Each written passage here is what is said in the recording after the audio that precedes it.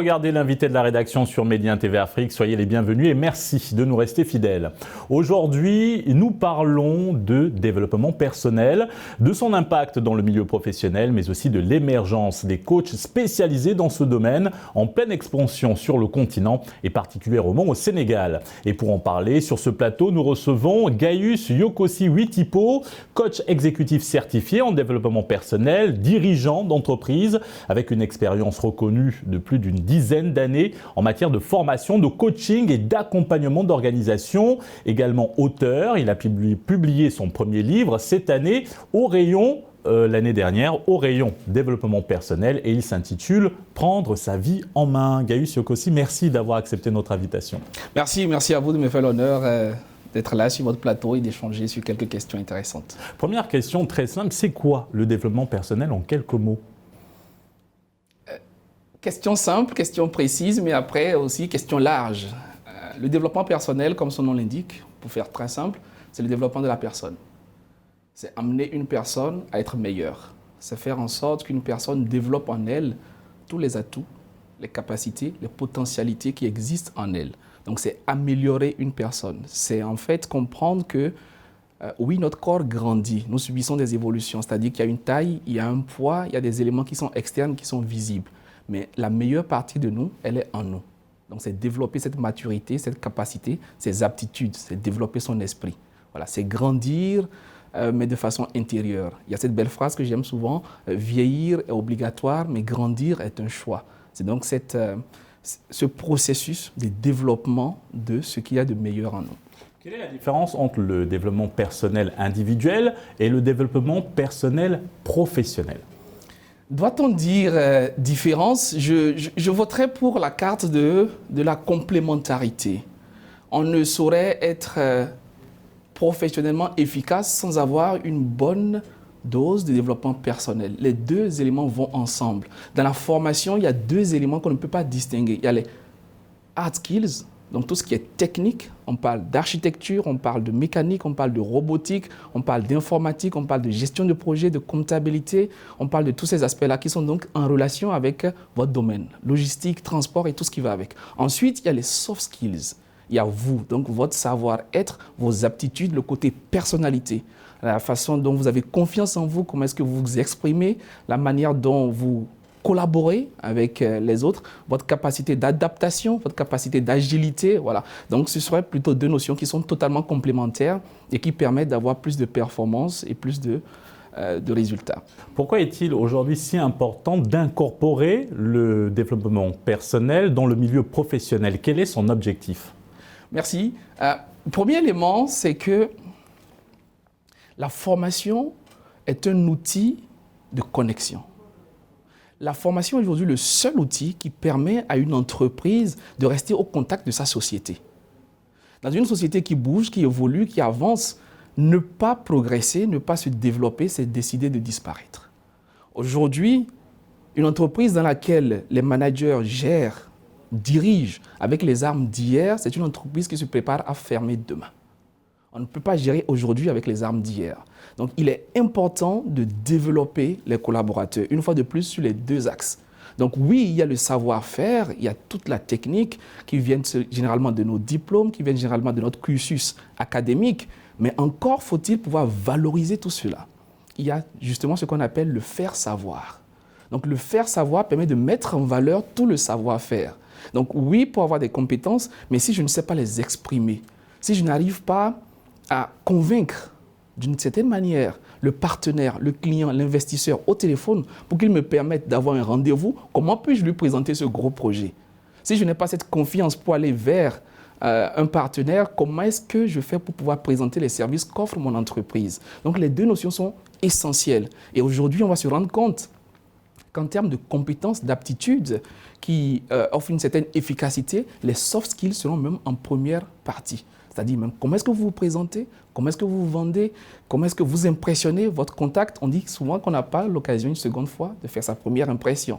Alors, rien que dans l'habillement, rien que dans la posture, rien que dans le sourire, rien que dans le regard, rien que dans l'assurance qu'offre un collaborateur, on peut lui ouvrir ou lui fermer une porte. Alors, quels sont les piliers fondamentaux du développement personnel en milieu professionnel et quels avantages cela apporte-t-il à l'entreprise? Excellent, excellent. Premier pilier, c'est que le développement personnel doit être un développement personnel orienté vers la personne. Le développement personnel doit être véritablement un moyen pour amener le collaborateur à se développer. On a tendance à partir sur l'assertion selon laquelle les clients sont rois. Dans une entreprise, le plus important, c'est le client. Oui, le client, il est au cœur de l'entreprise. Quand il s'agit de discuter de la stratégie, des besoins, quand il s'agit de l'analyser, de savoir comment est-ce qu'on répond mieux à ses attentes. Mais attention, si le client est roi, c'est qui le faiseur de roi? Le faiseur de roi, c'est le collaborateur. Donc, en réalité, une fois qu'on a défini les attentes, qu'on a défini ce qu'on veut offrir, dans le processus de diffusion de ces services-là, le collaborateur revient l'élément central de la stratégie. Donc, c'est sur le collaborateur qu'il faut investir. Et comment investir dans un collaborateur? C'est en le développant, c'est en l'amenant à s'améliorer. Et l'améliorer en plus, une fois, sur les deux aspects que sont donc ses capacités techniques, mais aussi que sont ses capacités de personnalité. Comment est-ce qu'on peut faire en sorte qu'il soit dans un meilleur état physique? Comment est-ce qu'on peut faire en sorte qu'il ait un bien-être, qu'il collabore aisément? Et une fois que le collaborateur il est bien formé, il a un meilleur rendement et l'entreprise gagne davantage. C'est aussi simple que cela. Et quelles sont aujourd'hui les limites liées au développement personnel en entreprise? Les limites liées au développement personnel en entreprise, c'est justement de ne pas utiliser le développement personnel comme outil pour asservir davantage, pour mieux profiter des collaborateurs. C'est-à-dire qu'on fait venir un formateur, on fait venir un expert, on fait venir un consultant, mais on oriente trop son message. Parce qu'on sait que ce qu'on fait dans l'entreprise n'a pas vocation réellement à mettre les collaborateurs à l'aise. Du coup, on va utiliser le développement personnel, non plus pour vraiment travailler sur le collaborateur, pour l'amener à extérioriser son potentiel et être meilleur, mais en fait pour l'orienter, pour l'emmener à se taire, à se calmer, à comprendre qu'il faut travailler dur, il faut se battre, il faut accepter, c'est la vie, etc. Et justement, on va donc un peu utiliser de la manipulation. Ce ne sera plus un outil de formation et de développement réel. Donc ça, ce sont des éléments auxquels il faut faire vraiment attention. Le développement personnel, c'est amener le collaborateur à comprendre qu'il est important. Et il faut le faire dans un esprit de vérité, d'authenticité, d'honnêteté, de crédibilité, où on lui donne réellement toute la possibilité de voir dans un milieu de transparence, où le collaborateur peut réellement développer le meilleur de lui-même. Monsieur Yokossi, vous avez publié votre premier livre l'année dernière au rayon développement personnel. Il s'intitule « Prendre sa vie en main ». Qu'est-ce qui se cache derrière ce titre et qu'y a-t-il réellement dans son contenu et qu'est-ce qui vous a réellement poussé à l'écrire? Prendre sa vie en main, cette étape pratique pour arrêter de subir la vie. Tout est là, tout est là. Mon constat a été que, ou alors est que, bien de gens subissent la vie. Bien de personnes sont en situation d'attente, de spectatrices, plutôt que d'être des actrices, ces personnes de leur vie. Prendre sa vie en main, c'est arrêter d'attendre, c'est arrêter de souhaiter, c'est arrêter de désirer, c'est arrêter de croire que les choses vont se faire automatiquement. Prendre sa vie en main, c'est faire la différence entre réussir dans la vie et réussir sa vie. Il y a une grosse différence. Réussir dans la vie va appeler à ce regard de la société, va regarder à ces aspects externes une fois de plus. Mais réussir sa vie, c'est se poser les bonnes questions. C'est qu'il arrive un jour où chaque personne doit se dire « Qu'est-ce que je souhaite faire de ma vie? Qu'est-ce que je souhaite devenir? Quel genre de personne est-ce que je veux être? Et surtout, quel est le plan que j'ai pour y arriver ?» Donc, prendre sa vie en main, en résumé, au-delà de cette étape pratique, c'est trois choses.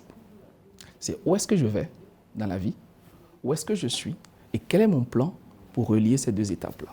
Encore une question avant de clore cet entretien. Qu'est-ce qu'un coach en développement personnel apporte de différent par rapport à un psychologue? Question très intéressante. C'est deux domaines proches mais assez différents. Pour ma part, les psychologues, ils ont leur raison d'être. Ce sont des personnes qui ont étudié l'esprit, qui ont utilisé le comportement et qui arrivent à répondre à des questions poussées et auxquelles le coach n'est pas forcément habilité à traiter. Pour ma part, lorsque je reçois des personnes en termes de coaching, d'outils, de stratégie, d'écoute, le coach, qu'est-ce qu'il fait? Le coach, il aide simplement une personne à retrouver les réponses en elle. Le coach, à travers un processus, à travers un questionnement profond, des questions assez fécondes, il va ressortir en vous des réponses qui y étaient. Mais le psychologue va aller plus loin. Le psychologue va agir sur votre esprit. Il va pouvoir retrouver en vous et réparer des processus qui ne l'étaient pas. Donc, pour moi, on ne vient pas supprimer le psychologue, bien au contraire. Moi, j'ai déjà conduit des personnes à aller voir des psychologues parce que je trouvais que la question méritait cela.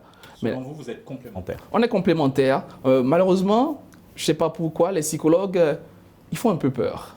Quand tu dis ici, tu dis à ton frère, je vais voir un psychologue, tout de suite, qu'est-ce qu'il y a, qu'est-ce qui se passe, voilà. Les coachs, on trouve que c'est un peu plus accessible, mais en réalité, les psychologues, ils sont très importants. Merci Monsieur Yokossi pour cet éclairage autour du développement personnel individuel et en milieu professionnel. Je vous en prie, c'est un plaisir.